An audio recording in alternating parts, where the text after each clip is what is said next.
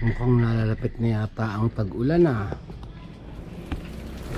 Didilim na ang taas, ang kalbutan.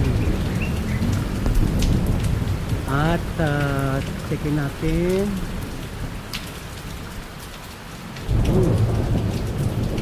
Mga ulap ay nagbabadya. Malapit ng ulan. So, tingnan natin yung taas. Akyat tayo. Tayo sa taas ng malaking bahay.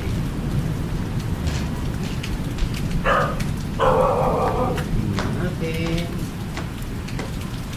kung ano na ang malapit na nga ba ang tagulan.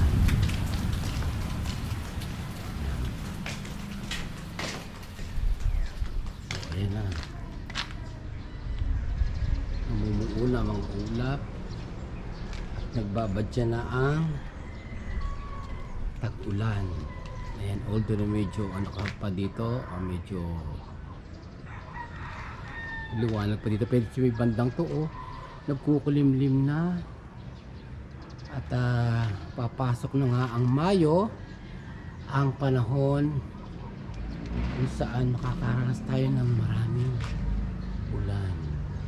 Umpisa na kumbaga ang ulan. So nagbabadya na ang tag-ulan mga kabarangay. So malapit na matapos at tag-init na ating masyadong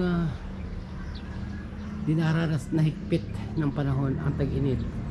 So this time ay nagbabadya na ang tag-ulan. So konti panahon na lang ating paghihintay mga kabarangay.